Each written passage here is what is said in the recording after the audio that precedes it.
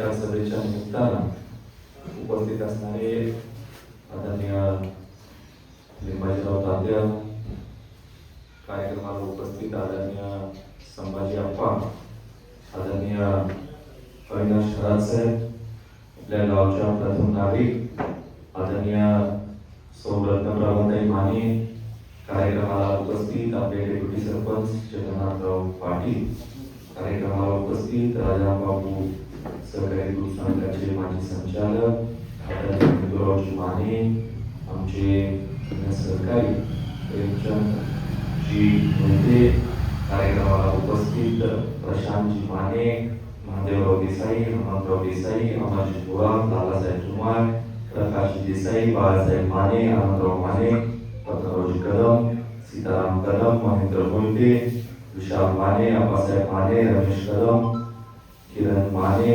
आनंदरावजी माने, जनार्दनजी मोहिते, शिवामंत्री, मोठ्या संख्येनं उपस्थित असणारे केदारवाडी गावामधून आलेले सगळे कारखान्याचे हितचिंतक, सभासद आणि मित्रांनो, आज मला गावात आलेलो असताना एका गोष्टीची मनापासून आठवण झाली की आपल्या गावचे सुपुत्र आदरणीय राजू पाटील साहेब, जे कोयना वसाहतमध्ये आमच्या गटाचं नेतृत्व करत होते आणि माझा अत्यंत जवळचा एक तरुण सहकारी कोविडच्या काळामध्ये दुर्दैवाने काळाच्या पडद्याआड गेला आणि एक मोठी वैयक्तिक हानी माझी व माझ्या संबंध कुटुंबाची ही राजू पाटील साहेबांच्या जाण्यानं झाली। या गावामध्ये आमचा जसा तालुक्यामध्ये संपर्क राहतो तितका संपर्क जरी केदारवाडी गावाशी आमचा नव्हता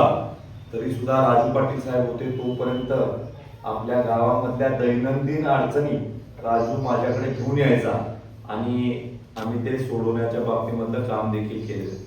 खरं तर त्या कोविडच्या कालावधीमध्ये राजू पाटलांच्या सांगण्यावर अनेक पेशंट ऍडमिट करून त्यांना बरं आम्ही करू शकतो आणि अजूनही मला ती आठवण आपल्याला सांगावीशी वाटते की मला कोणीतरी सांगितलं की राजूची तब्येत बरी नाही आणि मी त्यांना फोन केला होता आणि फोन करून खूप चिडलो होतो मी त्यांच्यावर आणि मी म्हटलं होतं तुम्हाला काही कळत नाही, तुम्ही काय ऍडमिट झाला नाही आणि खूप उंच आवाजात त्याला मी सांगितलं होतं की आत्ताच्या आत्ता ऍडमिट हो। माझ्या फोन नंतर ऍडमिट देखील झाले। ज्या वेळेला ऍडमिट झाले त्यावेळेला ऑलरेडी त्यांचा स्कोर खूप पुढे गेलेला होता, खूप प्रयत्नाची परिकष्टा केली पण दुर्दैवाने आम्हाला त्याला वाचवता आलं नाही।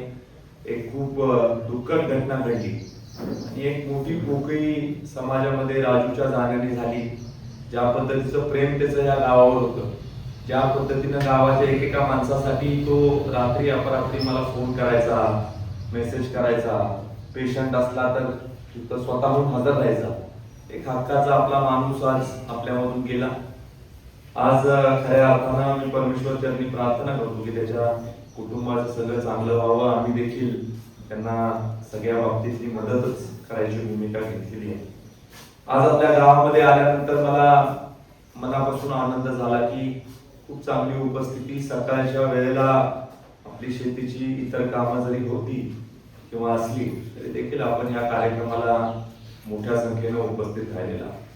आज आपल्या गावामध्ये उपस्थित राहिलेलो असताना मला एक महत्वाच्या विषयावर आपल्याशी संवाद साधायचा आहे।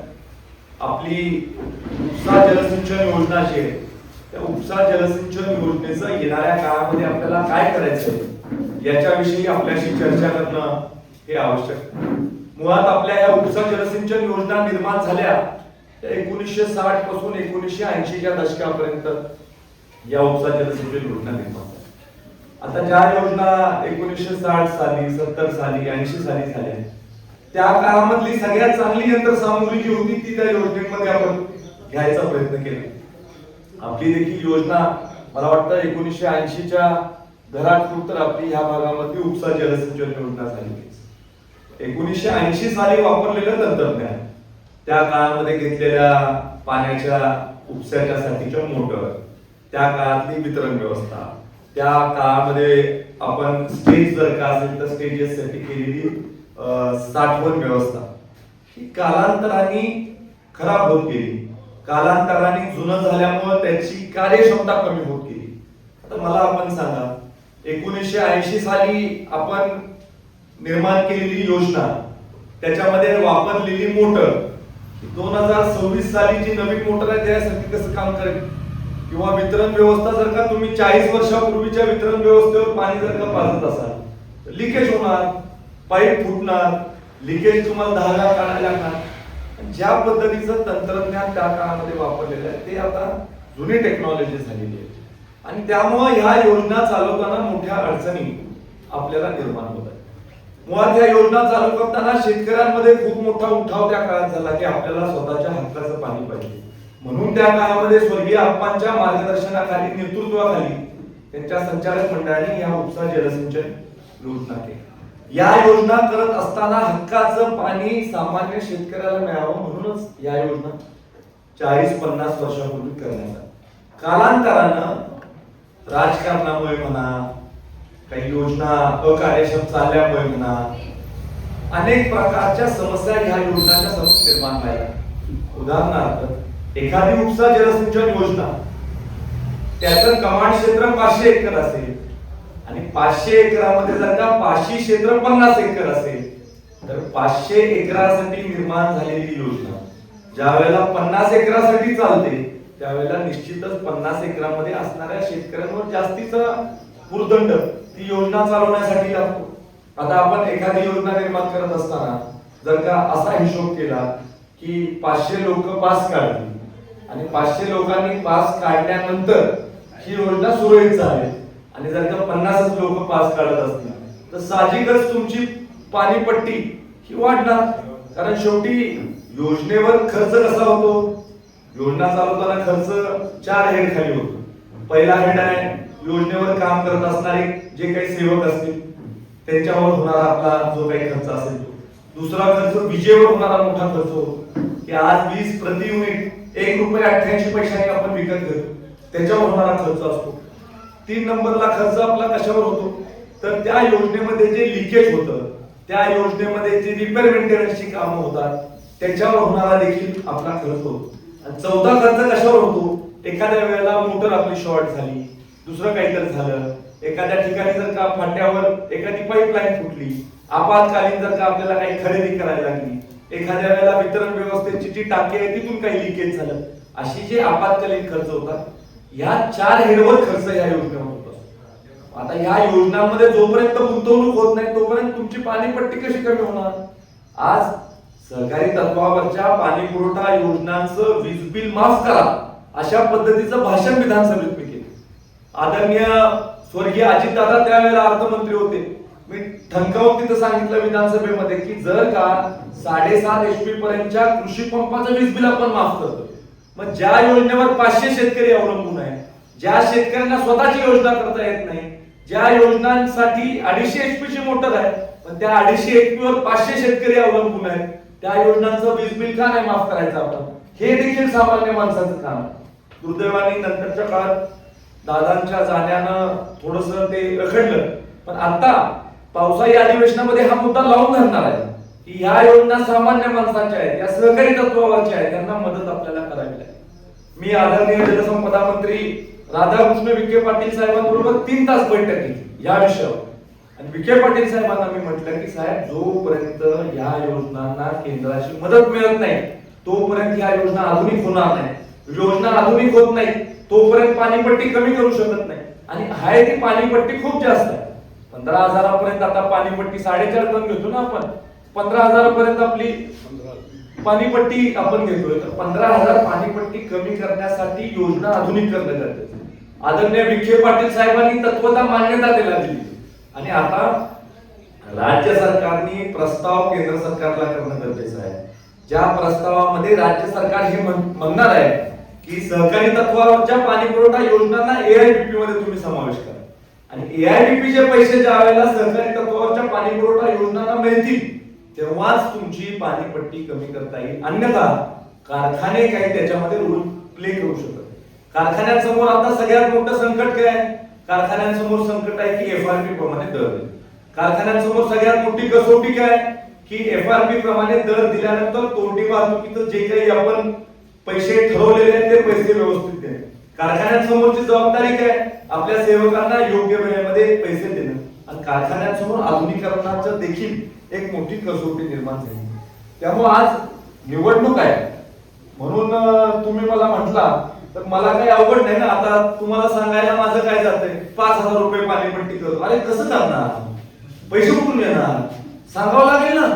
आज आपलं निवडणूक आहे, तुम्ही बोलवलं, हार नारळ दिला, सत्कार केला, माईक दिला. आता म्हणतो तुमच्या समोर मी 5,000 पाणीपट्टी करणार. करणार कशी? उद्या निवडणूक होऊन जाईल आणि निवडणूक आल्यावर इथं घ्याल कार्यक्रम सत्काराचा आणि त्याला आल्यावर तुम्ही दाखवाल की आता तुम्ही म्हटलं होता 5,000 करतो. कशी करणार तुम्ही? त्याला काहीतरी सांगावं लागेल ना शेतकऱ्याला. कसं करणार? आज आपण मोफत साखर केली 2015 साली. कशी केली मोफत साखर? मी सांगतो कशी केली मोफत साखर. आज आपण संचालक मंडळाच्या माध्यमातून अनेक गोष्टीमध्ये काटकसर केली. अगदी संचालकांच्या गाड्या असतील, गेस्ट हाऊस असेल, आपली खरेदी असेल, साखर विक्रीचं धोरण असेल, कारखाना चालवण्याची पद्धती असेल, कारखान्यामध्ये नेमलेले सेवक असतील, प्रत्येक गोष्टीत काटकसर केली. काटकसर केल्यानंतर पैसे उपलब्ध झाले तरच मोफत साखर देता आली ना. मला सांगा, आता जे विरोधात आपल्या पॅनल आहे यांच्याकडे सत्ता होती 2010 पासून 15 पर्यंत होती सत्ता का नाही? होती ना 5 वर्ष. मग का नाही मोफत साखर केली? हात बांधले होते कोणी? का केली नाही तुम्ही मोफत साखर? का तुम्ही 120 किलो साखर त्या काळामध्ये केली नाही? त्यावेळेला पाणीपट्टी किती घेत होता? 7,000. त्यावेळेला विजेचा दर काय होता? 72 पैसे प्रति युनिट. आता दर काय? 1 रुपये 88 पैसे. 72 पैसे प्रति युनिट दर होता त्यावेळेला 7,000 पाणीपट्टी घेत होते आणि 1 रुपये 88 पैसे झाल्यावर आता घोषणा करतात आम्ही 7,500 घेऊ. यांच्याकडे मुद्दाच नाही की काय बोलायला लागले त्यांचं यांनाच कळेना. यांना एवढंच वाटतंय की घोषणा काहीतरी करायची आणि जो भुलेल तो भुलेल. तुमचा काय कारभार होता? 5 वर्षामध्ये साखर उतारा तुम्ही 11.5 पर्यंतच ठेवू शकता. आमच्या 5 वर्षामध्ये किंवा मागच्या 11 वर्षातलं ऍव्हरेज काढलं तर साखर उतारा 12.5च्या आसपास राहिलेला. 1 पॉईंट साखर उतार्यामध्ये फरक पडलेला आहे. 1 पॉईंट साखर उतार्यात फरक म्हणजे टनाला 365 रुपये आजच्या FRP प्रमाणे फरक पडलेला आहे. शेवटी इथं काही खूप जगावेगळं ज्ञान नाहीये. साधा सोपा विषय आहे की ऊस गाळल्यानंतर साखर किती निर्माण करतात याच्यावर कारखान्याचं धोरण आणि याच्यावर कारखान्याची आर्थिक क्षमता अवलंबून असते. आणि कृष्णा सहकारी साखर कारखान्याकडे एक मोठी विश्वासार्हता या 11 वर्षामध्ये आपण निर्माण केलेली आहे. लोकांना हे माहिती आहे की कारखान्याला जाणाऱ्या ऊसाचं योग्य वजन, कारखान्याला जाणाऱ्या ऊसाला योग्य भाव, कारखान्याला जे सभासद ऊस घालवतात त्या लोकांना आपल्या गावापर्यंत मोफत साखर पोहोचवण्याचं काम कारखान्याच्या माध्यमातून आपण करतोय. आणि त्यामुळे भविष्य काळामध्ये आपण जयवंतराव भोसले सहकार पॅनलच्या पाठीशी उभा राहिला तर आपण निश्चित येणाऱ्या काळामध्ये केंद्र आणि राज्य सरकारचा पैसा हा आपल्या योजनांसाठी आणू आणि आपल्या योजना आधुनिकीकरण करून, आपल्या योजना चांगल्या करून, जी काकांनी मगाशी अडचण सांगितली की 2-2 महिन्यांनी पाणी येते असं झालं नाही पाहिजे. तुम्हाला रेग्युलरली पाणी मिळालं पाहिजे आणि त्याच्यासाठी आपल्या योजना चांगली करण्याची जबाबदारी 100% आपली असणार. आता मागं खोलामध्ये जायचं नाही पण मला तुम्ही सांगा, आपली जी योजना आहे या योजनेचं खरं वाटोळं कधी झालं तर 2010 ते 15 मध्ये तुम्ही काही पण करत होता. टी काढायला मेन लाईन वर परवानगी देत होता, खासगी योजनांना परवानगी देत होता. कधी बघितलं का तुम्ही काय झालं त्या 5 वर्षामध्ये? आणि त्या 5 वर्षामध्ये तुम्ही पाणीपट्टी कमी करायचं धोरण घेतलं का? सत्तेत असताना काय वागत होता तुम्ही? सत्तेत असताना तुम्ही संचालकांच्या भाड्याच्या गाड्यांवर 4 कोटी रुपये खर्च केले 5 वर्षात. तुम्ही भाड्याच्या गाड्यांच्या दुरुस्तीवर 8 कोटी रुपये खर्च केले. 12 कोटी रुपये तुम्ही उधळपट्टी केली कारखान्याच्या पैशाची. आज आमच्या संचालक मंडळाच्या काळात तुम्ही कारखान्यावर जाऊन माहिती घ्या किंवा कधी आपण कारखान्यावर गेला तरी असाल तुम्ही नेते मंडळी, गेस्ट हाऊस चालू आहे का आता आपलं? गाड्या आहेत का चालू? लिंबाई तात्या कारखान्यात फिरवतो का गाडी? अलाउडच नाही ना. स्वतःच्या गाडीने स्वतःच्या खर्चाने करायचं, कारण संचालक आपण कारखान्याची गाडी वापरत झालेलो नाही. संचालक आपण धोरणात्मक निर्णय घेण्यासाठी झालो. संचालकाचं काम काय? 24 तास कारखान्यावर कोण व्यापारी येतो हे बघणं संचालक मंडळाचं काम नाही. लोक अनेक वेळेला म्हणतात की सुरेश बाबा कारखान्यावर किती उपलब्ध असतात. अहो, कारखान्यावर उपलब्ध असण्यापेक्षा कारखान्यावर काय काम करतात हे बघा ना. काय धोरणात्मक निर्णय घेतले, कारखाना कुठल्या दिशेने आपला चाललाय. आणि त्यामुळे मला असं वाटतं की सारासार आपल्या विभागामधली लोक जयवंतराव भोसले सहकार पॅनल बरोबर आहे. ताकदीनं मागच्या दोन्ही निवडणुकांमध्ये आपल्या गावातले लोक आमच्या बरोबर राहिलेली आहेत. माझी आपल्याला विनंती आहे, काही अडचणी असतील त्या निश्चित येणाऱ्या काळामध्ये सोडवण्याचीच भूमिका ही 100% आमची राहील. आणि विधानसभेचा सदस्य म्हणून माझा पूर्णपणे प्रयत्न आहे की केंद्राची आणि राज्याची मदत ही आपल्या योजनांना देऊन आपल्या योजना आधुनिक करणे आणि खऱ्या अर्थानं शेतकऱ्याची जी पाण्याच्या बाबतीमधली तहान आहे ती मुजवण्याच्या बाबतीमधलं काम हे येणाऱ्या काळामध्ये आपण सरकारच्या मदतीने करूया. एवढंच या कार्यक्रमाच्या निमित्तानं मी आपल्याला सांगून येणाऱ्या 21 तारखेला आपल्याला जयवंतराव भोसले सहकार पॅनलच्या पाठीशी उभं राहण्याची भूमिका ही 100% ताकदीनं घ्यायची आहे.